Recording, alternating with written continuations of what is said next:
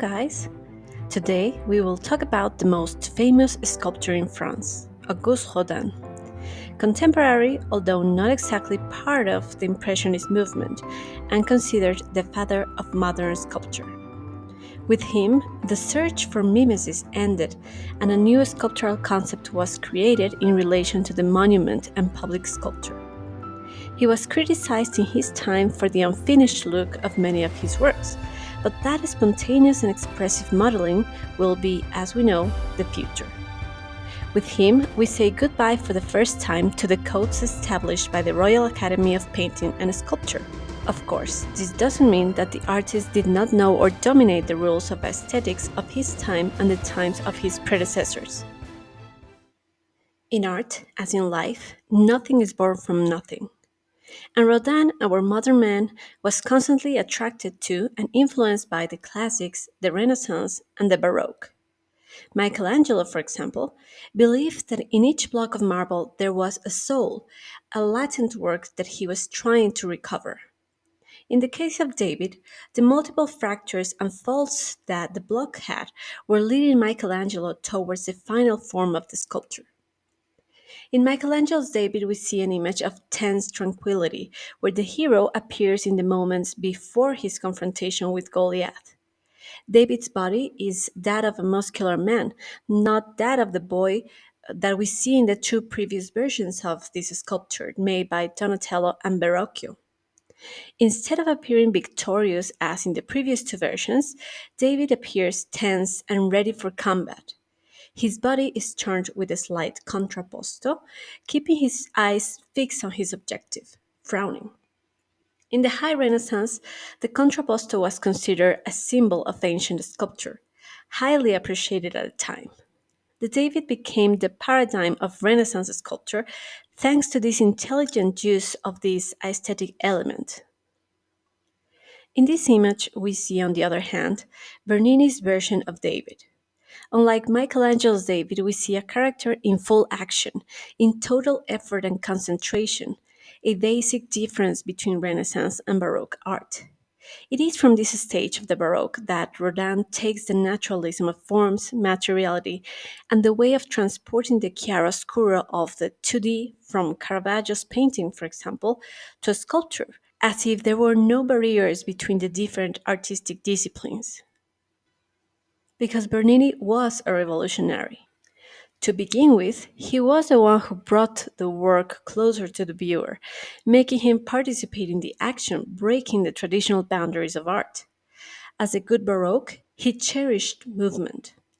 His garments, for example, no longer fall in large folds in the classic way, but he twists and deforms them to increase dynamism and agitation. The complex relationships between the sculpture and the surrounding space are also highly novel. Of course, here there is a difference that you will notice in Rodin's work.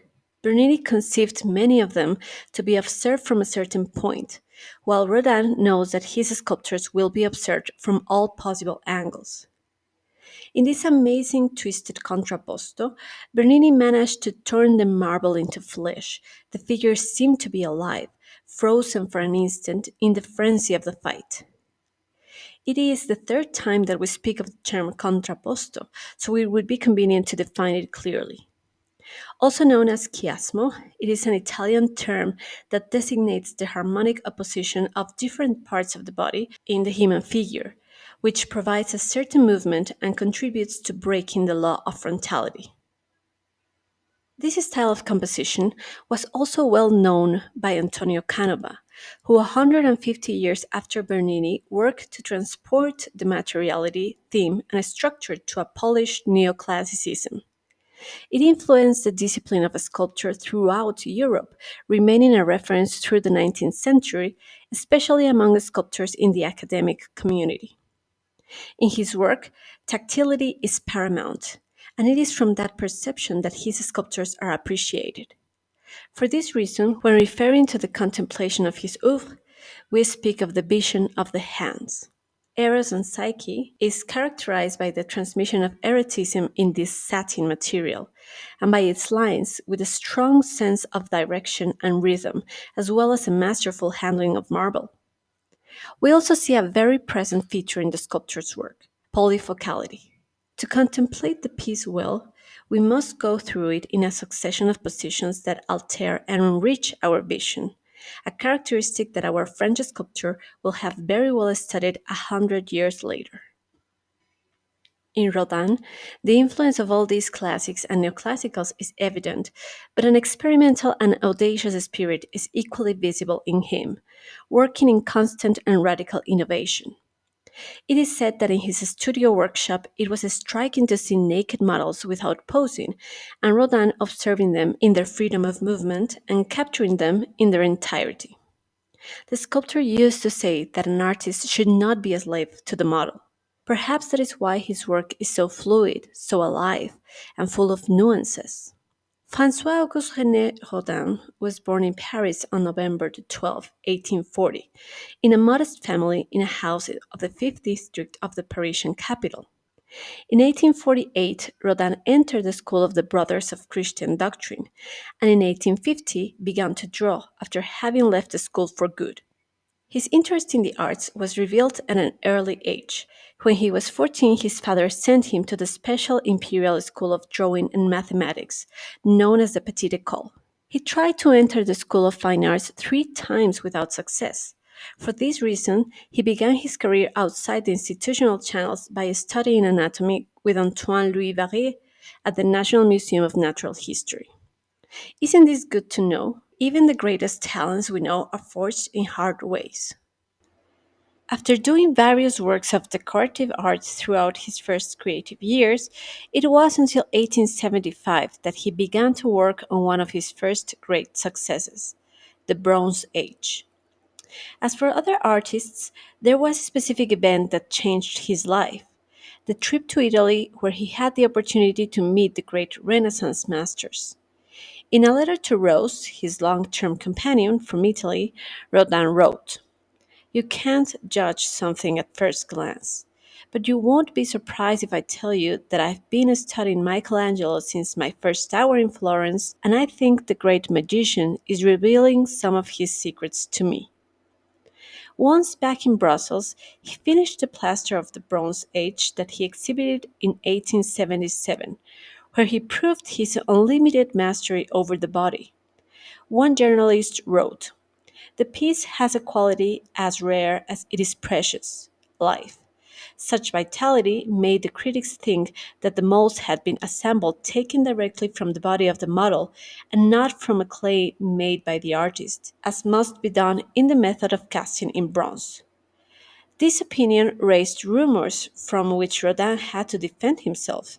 Such an accusation was dishonorable for any sculptor, and Rodin, who had the help of influential friends such as Impressionist painter and sculptor Edgar Degas, managed to get out of the dispute not only victorious, but with a fame that immediately placed him among the most important artists in Paris.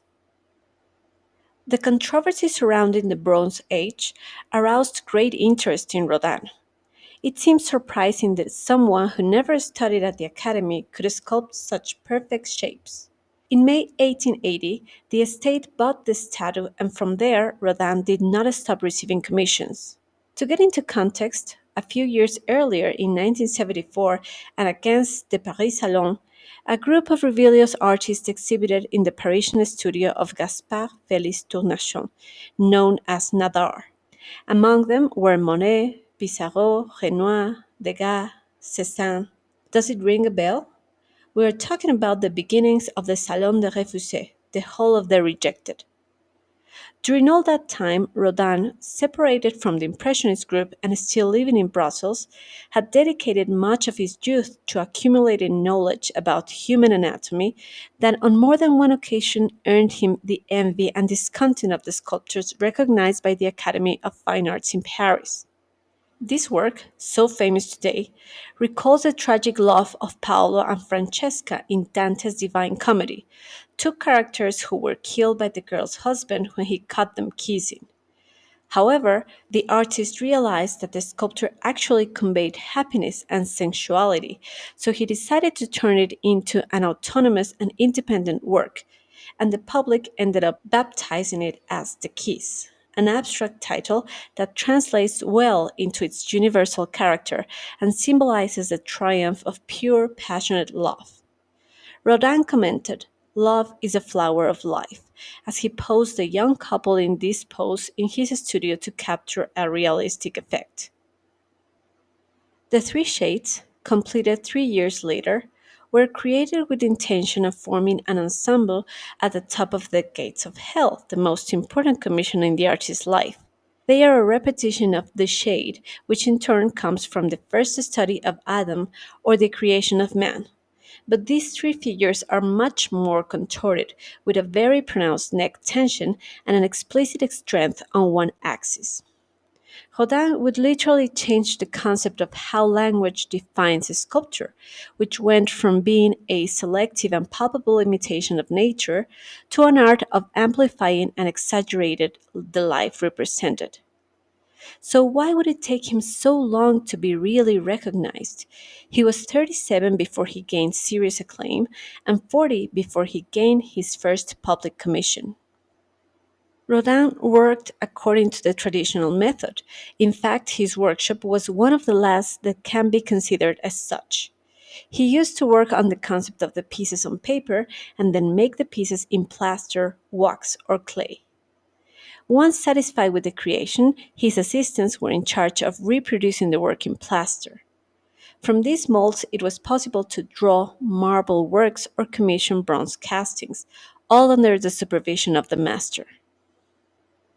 Parallel to his activity as a sculptor, Rodin drew living models at all times of his life as a common element of his graphic production, and from 1890 on, his female models became omnipresent. The great success of his sculptures partly obscured his collection of paper, which has around 10,000 drawings, most of which are preserved in the Musée Rodin archives. While much of his drawings were sketches for sculptors, there are also series that became works in their own right. Many of these cannot be considered preparatory studies because there is no sculptor that was subsequently inspired by them. Considered for a time of minor importance with respect to the sculptures, they were unveiled on the occasion of the Universal Exhibition of the turn of the century. As the sculptor himself said, "It's very simple. My drawings are the key to my work."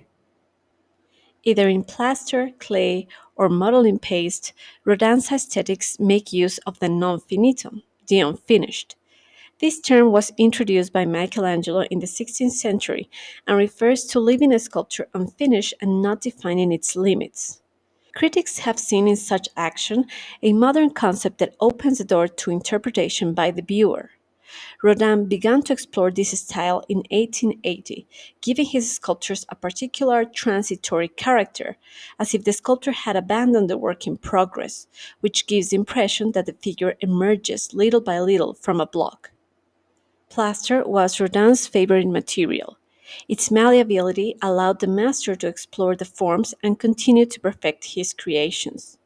The so-called impossible positions of his work were due to the fact that the artist used to take parts of the body of different works and assemble them, giving life to a new sculpture, as in the example we see on the left, his plaster "I Am Beautiful" of 1882. Rodin worked in plaster to criticize that neoclassical elitism that persisted in the art of his time, which considered marble as the only official method of good sculpture, when in reality, the first thing Rodin looked for in a sculpture was its expressiveness, regardless of anatomical rules. Even so, the plaster represents the first step of a piece before it is ordered to be cast in bronze or carved in marble. The lost wax casting process has been used for over 5,000 years.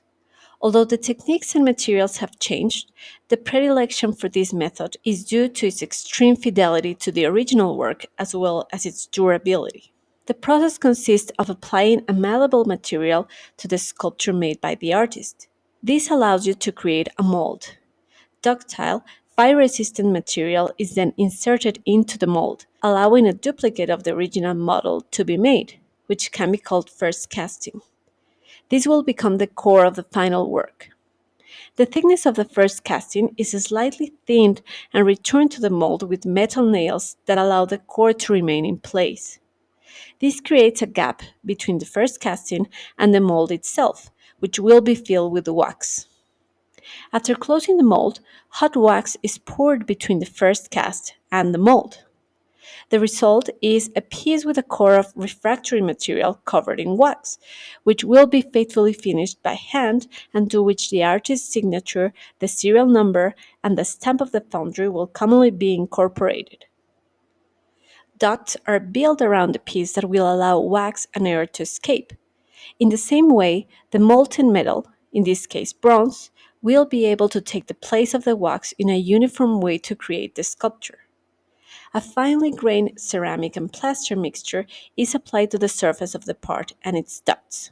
The molten bronze is then poured into the investment mold where it will take the place of the wax.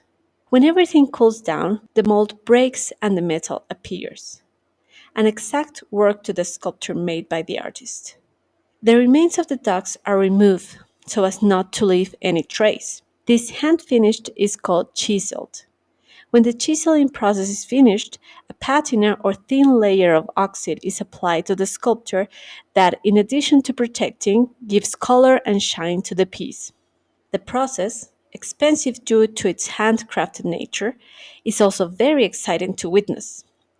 In the class notes, I will make sure to include links to videos that show the step by step process. But one of my favorite pieces for its intricate detail and expression is the Burghers of Calais.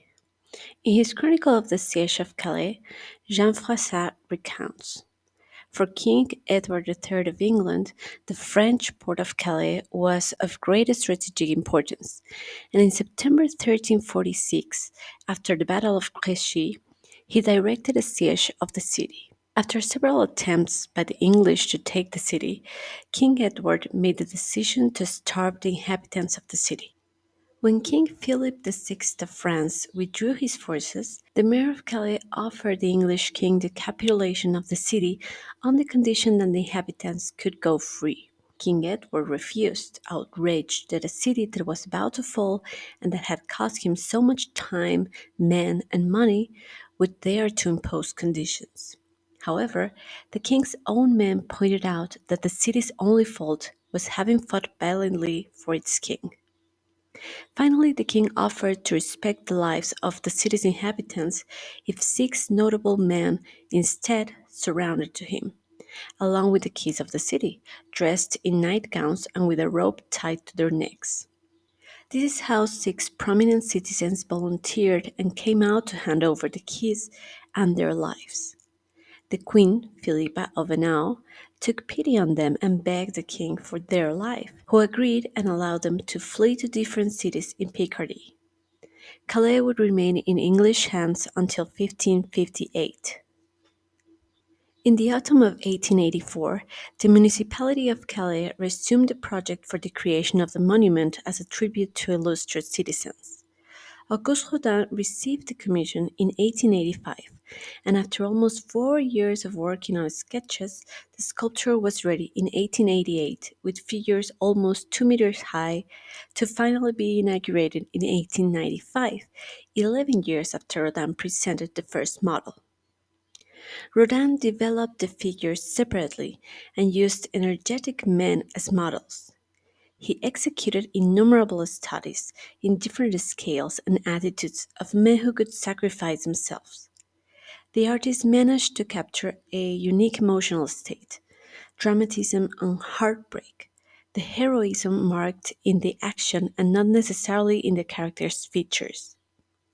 In addition to expressive achievement, Rodin innovated by projecting the monument flush with the ground so it can be seen from the human dimension. We observed tremulous faces, clenched hands, screams, contained anguish. The teacher then pointed out, I never hesitated to make them as thin, as weak as possible. They still wonder if they have the strength to take on the ultimate sacrifice. On August 16, 1880, Edmond Turquet, Under-Secretary of Public Instructions and Fine Arts, commissioned a decorative door representing Dante's Divine Comedy for the future Museum of Decorative Arts, and arranged for Rodin a workshop in which he could work on this project. Baptized as the Gate of Hell, the work represented the artist's greatest artistic challenge, where he decided to unite not only two worlds, but two ways of seeing art, the ancient and the modern. From there, he derived his most emblematic sculptures, such as the Thinker, the Keys, and Ugolino and his sons, sculptures that would be presented for the first time in a major exhibition in 1886. Although the project was cancelled, the artist worked on it until the end of his life, and it would eventually serve as a common thread between the movements of the late 19th and 20th centuries. In a small part of this ensemble appears one of the most applauded works of the artist, the thinker, who in principle was to be Dante himself, but given the individual expressiveness that he achieved, Rodin thought of creating an independent and enlarged sculpture that embodied all the creators in history. Due to its pose, absorbed in thought, and the tension of the muscles, the figure evokes not only creativity but also the study of philosophy. Everything in this sculpture is thinking. It is the bodily manifestation of thinking. Rodin himself already said it. What makes my thinker think is that he thinks not only with his brain, but with his frown, his distended nostrils, his tight lips, with every muscle in his arms, back, and legs, with clenched fists and fingers. Seen at the top of the door, the three shades work on the principles contrary to the classical order, compared, for example, to a possible representation of the three graces, such as the ones made in 1813 by the sculptor Antonio Canova. Rodin shows us the same figure altering the traditional idea of balance and symbolism through the arrangement of the bodies. And this is how, piece by piece, the gates of hell are total representation of the artist and of many of the individual works that would pass through his workshop. A workshop that by the turn of the century had about 50 assistants. All were talented sculptors, artists in their own right, many of whom would come to make a name for themselves upon leaving the master's workshop. It must be considered that, like many contemporaries, Rodin resorted to the support of sculptors, especially for commissions as large as the gates of hell. The fact that the master was not the one who carved his pieces in marble, or was not the one who carried out the lost wax process, has been a source of criticism over time, since many have questioned the originality of the work. However, it must be clarified that this practice was very common at the time and that the concept of creation was entirely attributed to Rodin. The master personally and constantly followed the entire process and gave instructions to the sculptor on how to modify the work according to his aesthetic conception. Individual sculptural motifs are extracted from the general set of the work. At the door, we find them embedded in a texture that could be called magmatic, where a solidification of the bodies occur at the moment. The message is clear. Lasciate ogni speranza voi che entrate. Leave all hope behind, whoever enters. The old man who met Delacroix when he was young lived to an old age and long enough to converse with Matisse, Malol, and Brancusi. And also, in a surprising encounter, he was photographed by Diego Rivera, so involved in the artistic circle of the 1900s Paris, and who visited him along with a delegation of other Mexican artists in 1917. Auguste Rodin is accepted by consensus as a precursor of 20th century sculptural styles, rather than a 19th century author. Something strange for artists of his time who used to go down in history generally posthumously. In the last years of his life, Rodin reaped the fruits of his work, being awarded several recognitions. He was elected president of the International Society of Painters, Sculptors, and Engravers in 1904. The universities of Jena, Glasgow, and Oxford honored him with an honorary doctorate in 1905, 6, and 7, respectively. The municipality of Rome celebrated him on the Capitol, and the Society of Young Czech Artists awarded him royal honors in Prague. The Metropolitan Museum of Art in New York opened a room dedicated to the artist in 1912, while he was still alive and well. There is a common saying that behind every great man there is a great woman. In this case, that woman is Camille Claudel. Camille Claudel was a sculptress. Among the sources and inspiration for her work were, as for Rodin himself, Donatello, Cellini, and Greco Roman classic representations of mythology. It was not an easy task for a woman to become an artist in the mid 19th century. She had to cope with moral prejudice and gender related restrictions in her artistic training, as well as the prevailing male dominance in the Ministry of Fine Arts and salon juries. Oh, and she also had to deal with a tumultuous affair with Auguste Rodin. As in many artists' stories, the role of the muse has been romanticized to the point where it seems almost natural or expected that Rodin would find inspiration in his young assistant. But for Claudel, Rodin's shadow was too long, and this became a love hate relationship. She loved her teacher, but she hated him for receiving all the public recognition, constant commissions, and praise. There was another problem. Rodin had been in a relationship with Rose Bureau for the last 20 years, and he didn't want to leave her. Claudel, after having had an abortion in 1892, ended the intimate aspect of the relationship with Rodin, although they saw each other regularly until 1898. But the talent she showed in her work was beyond any romantic affair she was involved in. Camille always wanted to become an artist. She attended classes at the Académie Colarossi because the most prestigious École des Beaux-Arts did not admit women at the time. When Rodin received his major commissions in early 1880s, he gathered a team of assistants to work alongside with him in his studio. Camille turned up in the artist's working studio as a young 19-year-old student around 1884 when he was 44. While working for him, she spent most of her time on complex pieces, such as the hands and feet of figures for monumental sculptures, including the famous The Gates of Hell.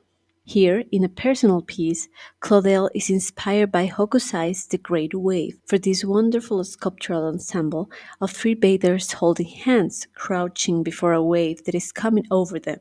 As we've said before, the influence of Japanese engraving is evident in the history of modern art. Impressionism drew directly from these enchanting Oriental drawings, and Claudel, who was part of the art scene of the time, always wanted to pay tribute to this exotic and attractive technique.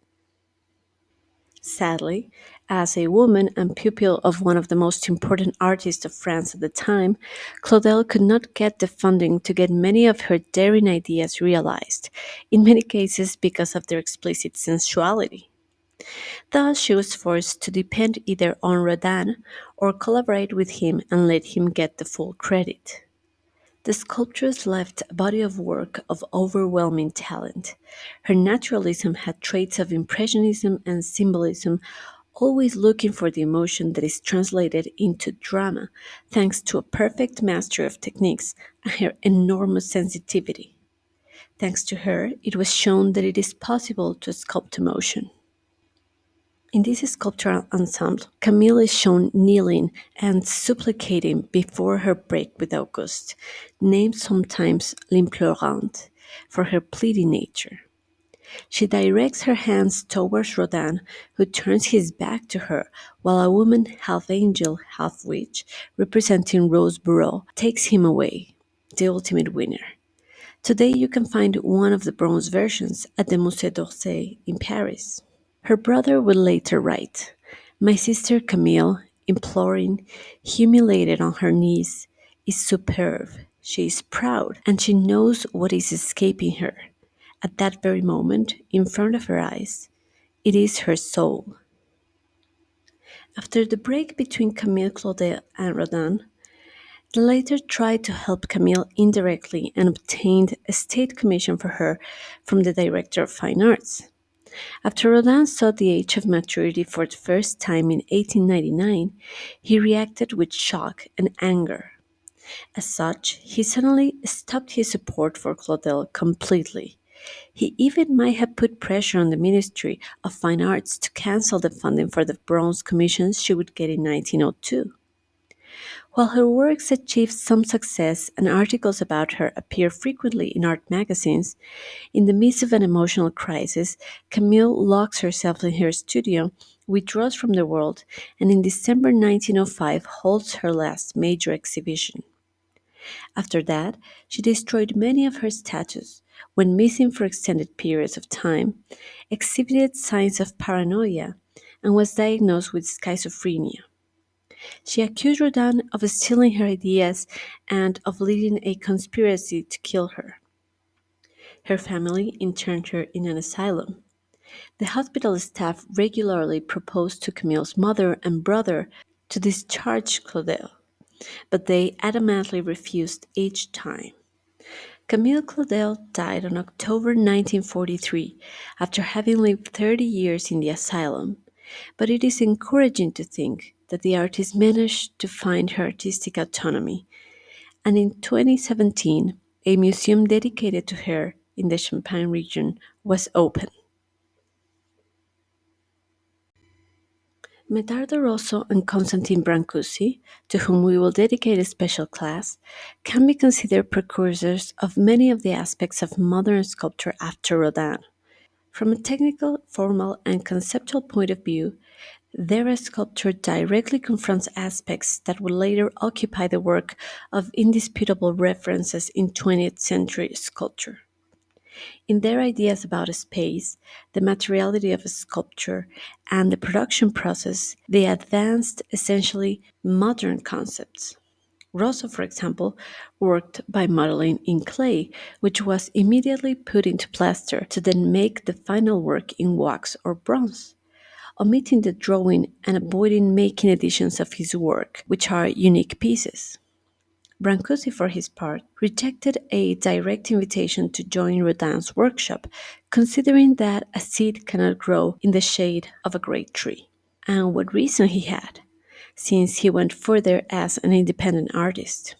While Rodin employed numerous assistants to cast or carve his sculptures, Brancusi preferred to create his with his own hands, establishing an intimate connection with the materials, in most cases through direct carving.